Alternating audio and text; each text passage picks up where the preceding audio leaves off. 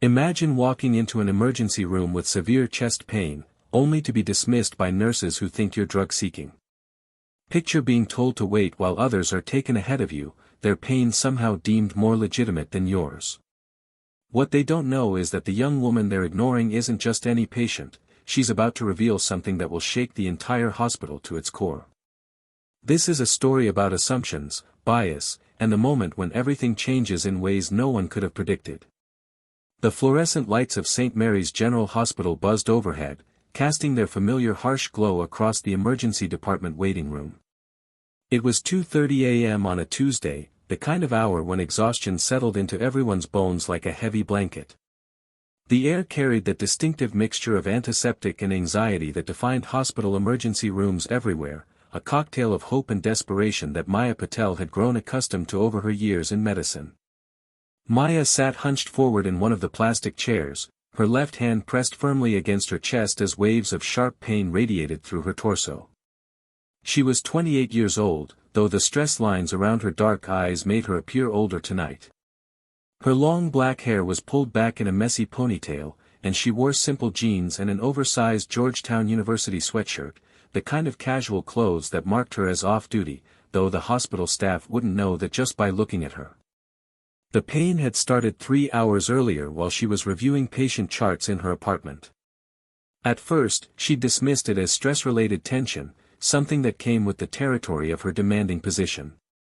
But as the sharp, stabbing sensation in her chest intensified and began radiating down her left arm, Maya recognized the symptoms that could indicate something far more serious than stress. Her medical training kicked in, overriding her natural tendency to tough it out and work through discomfort. She approached the triage desk where Nurse Patricia Williams sat, her gray hair pulled into a tight bun that matched her stern expression. Patricia had worked the night shift at St. Mary's for 15 years and had developed what she considered a keen eye for distinguishing real emergencies from what she called frequent flyers, people seeking drugs, attention, or both. "Excuse me," Maya said quietly, her voice strained with both pain and fatigue. "I'm experiencing severe chest pain that started about 3 hours ago. It's radiating down my left arm and I'm concerned it might be." Patricia barely looked up from her computer screen. "Chest pain," she interrupted, her tone already dismissive.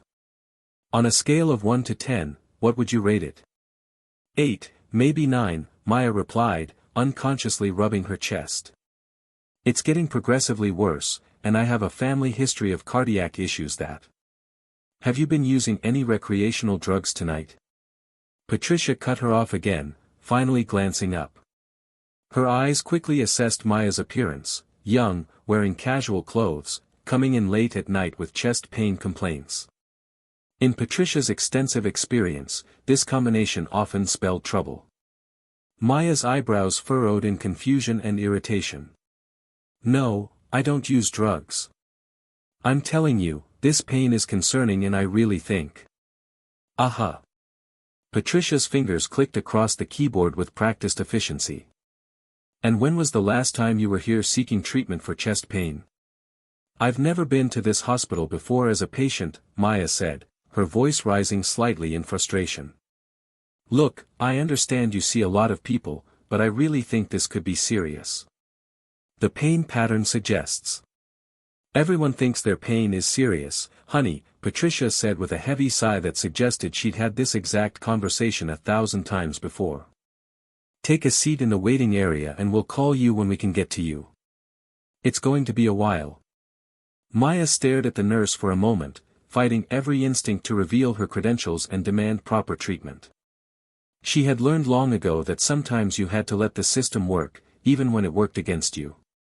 "How long is a while, exactly?" Patricia shrugged without looking up. "Could be 4 hours, could be 6. Depends on what real emergencies come in tonight." The phrase, real emergencies, hit Maya like a physical blow. She felt the pain in her chest intensify, but now it was joined by a different kind of hurt, the familiar sting of being dismissed, of having her words and her pain minimized before she'd even been given a chance to properly explain her symptoms or medical history.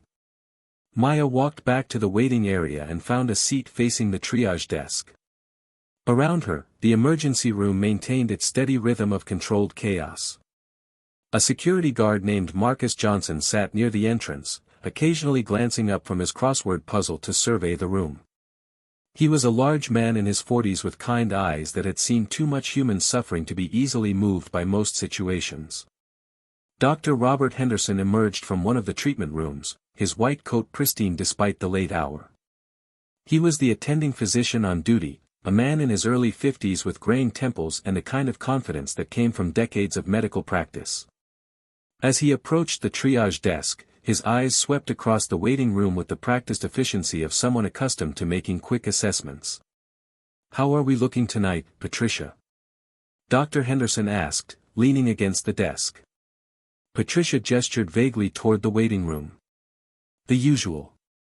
Got a young woman over there claiming chest pain, probably looking for narcotics.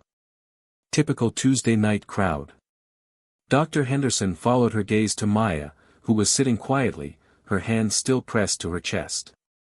Something about her posture, the way she carried herself despite obvious discomfort, caught his attention for a moment. But before he could comment, his pager buzzed with an urgent code, and he hurried away to handle another emergency. Over the next hour, Maya watched as other patients were called back ahead of her. A middle-aged white businessman with what appeared to be minor back pain was seen within 30 minutes. An elderly woman complaining of fatigue was taken back shortly after. Each time, Maya's name remained uncalled, her pain unacknowledged. The discomfort in her chest had evolved from sharp stabbing to a crushing pressure that made each breath an effort. She found herself sweating despite the air conditioning, and waves of nausea occasionally washed over her. These were textbook symptoms that any first-year medical student would recognize, but from her position in the waiting room, she was just another young person seeking attention. Nurse Jennifer Martinez, Patricia's younger colleague, noticed Maya during her rounds. Unlike Patricia, Jennifer was relatively new to emergency nursing and hadn't yet developed the same level of cynicism. She approached Maya with genuine concern. "Hi there, I'm Jennifer. I noticed you've been waiting quite a while. How are you feeling?" Maya looked up gratefully. "The chest pain is getting worse. I'm also experiencing nausea and shortness of breath now. I'm really concerned about." "Let me check your chart," Jennifer said, pulling out her tablet. After reading Patricia's notes, her expression shifted slightly. "It says here you're here for drug-seeking behavior." "That's not accurate at all," Maya said firmly. "I came in with chest pain and was immediately accused of drug use without any basis. I've never used recreational drugs in my life, and I've certainly never been here before seeking medication." Jennifer studied Maya more carefully, noting the genuine distress in her eyes and the way she favored her left side. Something about the situation didn't feel right to her, but Patricia was her senior and had much more experience. Still, she couldn't shake the feeling that they might be missing something important. "I'll speak with the charge nurse," Jennifer said quietly. "Maybe we can get you seen sooner." Maya nodded gratefully, though she held little hope that anything would change. She had seen this pattern too many times in her professional life, assumptions made based on appearance, age, or circumstance that clouded medical judgment. She just never imagined she would be on the receiving end of such treatment. Meanwhile, Dr. Sarah Kim, the chief of emergency medicine, was reviewing the night's admissions in her office. Dr. Kim was known throughout the hospital for her meticulous attention to detail and her insistence on thorough patient evaluation. She had built her reputation on catching cases that others missed, and she took pride in maintaining the highest standards of care in her department. As she scrolled through the electronic health records, she noticed an unusual pattern in the triage notes. Several patients with minor complaints had been seen quickly, while others with potentially serious symptoms remained in the waiting room for hours. This kind of discrepancy always raised red flags for Dr. Kim. She walked out to the main floor and surveyed the department. Her eyes landed on Maya, who was now visibly struggling with pain and appeared to be having difficulty breathing. Dr. Kim's experienced eye immediately recognized the signs of someone in genuine distress. "Patricia," Dr. Kim called out, approaching the triage desk. Tell me about the patient in the Georgetown sweatshirt. Patricia glanced over at Maya dismissively. Young woman, claims chest pain, obvious drug-seeking behavior. I've seen it 100 times before. She's just waiting for us to get desperate enough to give her something for the pain. Dr. Kim frowned. What makes you so certain it's drug-seeking behavior? What's her presentation? She's young, came in late at night, vague chest pain complaints. Classic profile, Patricia replied confidently. Did you take vital signs? Run any preliminary tests? Dr. Kim asked, her tone becoming more pointed. Patricia shifted uncomfortably. I didn't see the need. Like I said, it's obvious what she's after. Dr. Kim's expression hardened. Patricia, you know our protocols. Every patient gets a proper triage assessment regardless of our personal assumptions. I want full vitals on her immediately, and I want her in a treatment room within the next 10 minutes. Dr. Kim, with all due respect, I've been doing this for 15 years. I know drug-seeking behavior when I see it, Patricia protested. And I've been practicing emergency medicine for 20 years, Dr. Kim replied sharply. What I see is a young woman in obvious distress who hasn't received proper medical evaluation. Get her triaged properly, now. Patricia reluctantly gathered her equipment and approached Maya, her attitude clearly conveying her belief that this was a waste of time. We need to take your vital signs, she announced without preamble. Maya nodded, relieved that finally someone was taking her seriously. As Patricia wrapped the blood pressure cuff around her arm, Maya tried once more to explain her symptoms properly. The pain started as sharp stabbing but has progressed to a crushing sensation in my chest. I'm experiencing shortness of breath, nausea, and sweating. I have a family history of early cardiac disease, and... Just hold still, Patricia interrupted, focusing on the blood pressure reading. As the numbers appeared on the monitor, her confident expression began to falter. Maya's blood pressure was dangerously elevated, her heart rate was rapid and irregular, and her oxygen saturation was below normal levels. Patricia rechecked the readings, hoping she had made an error. But the numbers remained consistently abnormal, indicating that Maya was indeed experiencing a serious medical emergency. The realization that she had potentially missed a life-threatening condition began to sink in. I need to get Dr. Henderson, Patricia said, her voice suddenly lacking its earlier certainty. Dr. Henderson appeared within minutes, taking one look at Maya's vital signs and immediately ordering her transfer to a treatment room. As they wheeled her back, Maya felt a mixture of relief and frustration. Relief that she was finally getting proper medical attention, and frustration that it had taken so long and required intervention from the chief of emergency medicine. In the treatment room, Dr. Henderson began a proper examination while ordering a series of tests including an EKG, chest X-ray, and cardiac enzymes. As he listened to Maya's heart and lungs, his expression grew increasingly concerned. How long have you been experiencing these symptoms? He asked, his tone now professional and focused. About 4 hours now, Maya replied. I tried to explain the progression to the triage nurse, but... I understand, Dr. Henderson said, cutting her off gently. Let's focus on getting you diagnosed and treated. Your presentation is concerning, and we need to rule out some serious conditions. As the test results began coming back, Dr. Henderson's worst fears were confirmed. Maya's EKG showed signs of cardiac stress, her cardiac enzymes were elevated, and her chest X-ray revealed signs of fluid buildup in her lungs. She was experiencing a serious cardiac event that required immediate intervention. We need to get cardiology down here immediately, Dr. Henderson told the nurse. And I want her on continuous monitoring. This is a STEMI, she needs to go to the cardiac catheterization lab right away. The news hit the emergency department like a thunderbolt. The young woman they had dismissed as a drug seeker was actually having a major heart attack that could have killed her if left untreated much longer. The entire staff suddenly realized how close they had come to a preventable tragedy. Dr. Kim appeared at Maya's bedside as the cardiology team prepared for emergency intervention. I'm so sorry for the delay in your care, she said sincerely. We failed you tonight, and that's completely unacceptable. Maya, despite the pain and fear, managed a weak smile.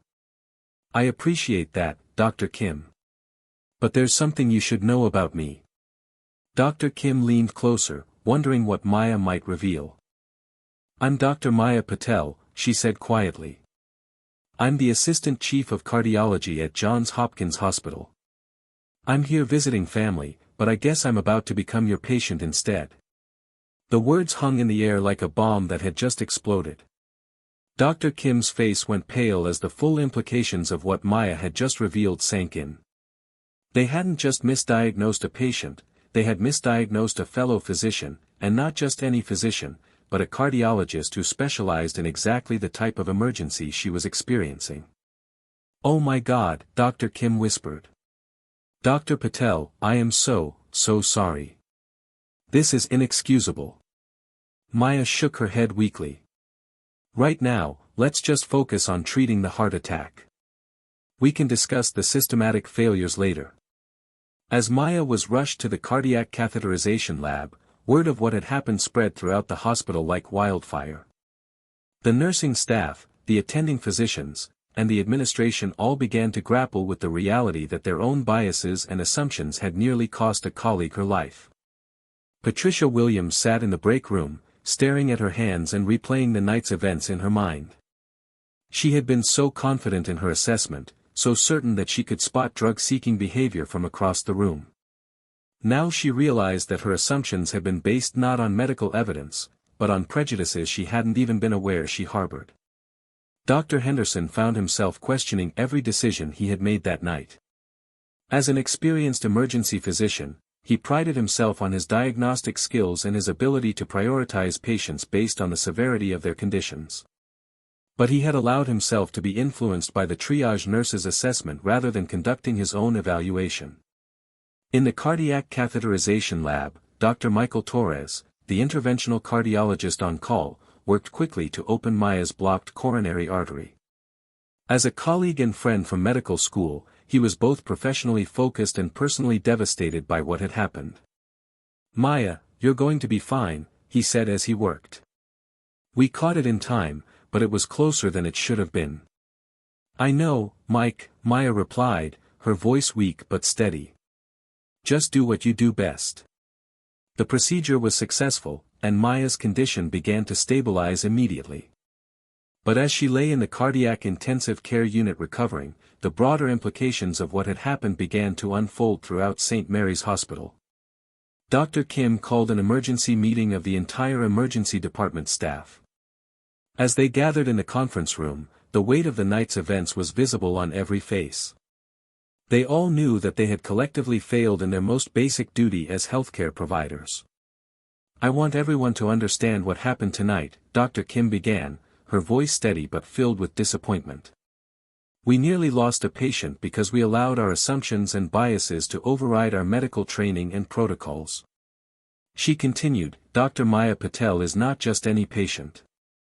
She's the Assistant Chief of Cardiology at Johns Hopkins Hospital, one of the most respected cardiac specialists in the country.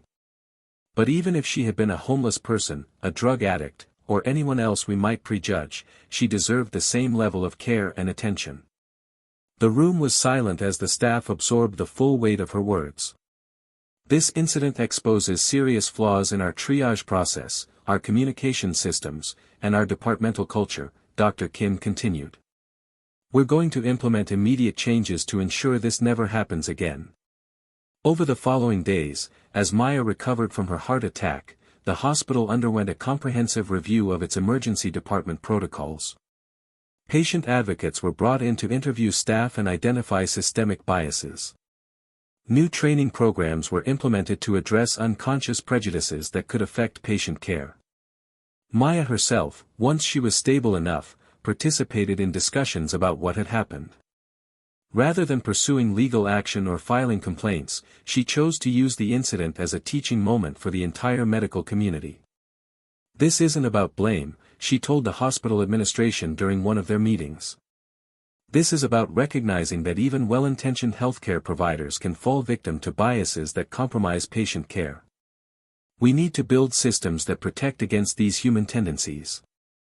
Her gracious response to the incident impressed everyone at St. Mary's, but it also highlighted the professionalism and dedication that had made her one of the youngest department chiefs in Johns Hopkins history.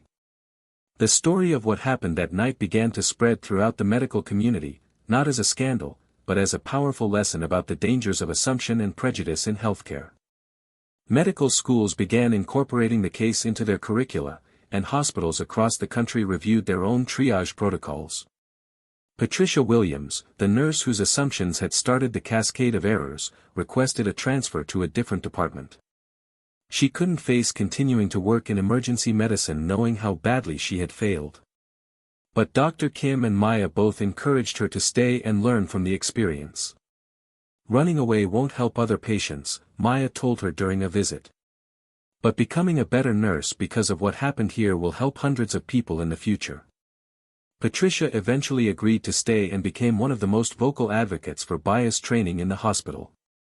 She used her own experience as an example of how dangerous assumptions could be, even for experienced healthcare providers. Dr. Henderson also took the incident as a wake-up call about his own practice.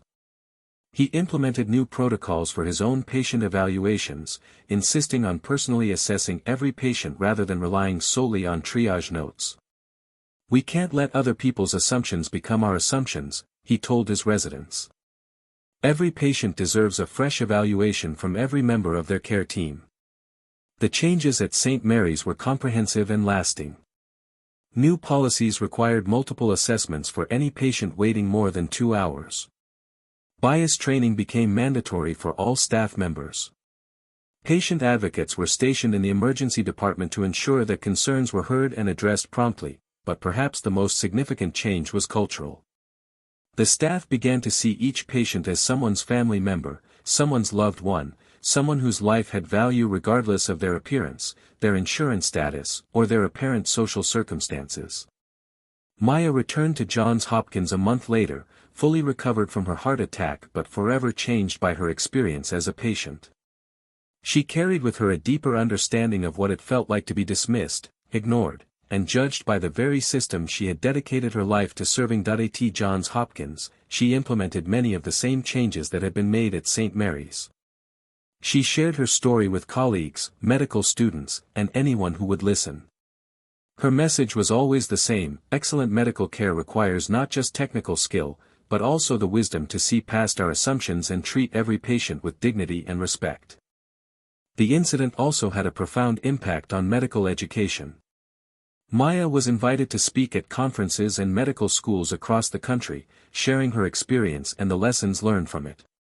Her presentations always focused on the same key points: the dangers of unconscious bias, the importance of thorough patient evaluation, and the need for healthcare systems to protect against human prejudices.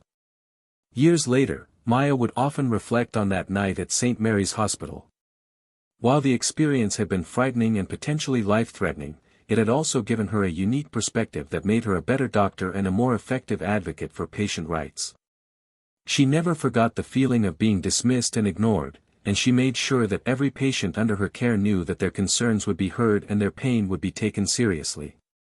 Her experience had taught her that excellent medical care wasn't just about diagnosing and treating diseases, it was about seeing and honoring the humanity in every person who sought help. The transformation at St. Mary's Hospital became a model for healthcare institutions around the world. The St. Mary's Protocol was adopted by hundreds of hospitals, incorporating bias training, patient advocacy, and systematic safeguards against discriminatory treatment. Dr. Kim often said that while the incident had been one of the worst moments in her career, the changes it sparked had probably saved more lives than any other single initiative in the hospital's history. The recognition that even good people can harbor dangerous biases had led to systemic changes that protected thousands of patients from receiving substandard care. Maya's story became legendary in medical circles, not as a tale of malpractice or discrimination, but as a powerful reminder of the humanity that must be at the center of all medical care. It served as proof that the most important medicine sometimes isn't found in a prescription pad or a surgical suite, but in the simple act of truly seeing and listening to the person in front of you. The young woman who had been dismissed as a drug seeker had revealed herself to be not just a distinguished physician, but a catalyst for positive change that would benefit countless patients for years to come. Her hidden identity had indeed shaken the hospital to its core, but in the best possible way, forcing everyone to confront their biases and commit to providing better care for all patients, regardless of who they appeared to be.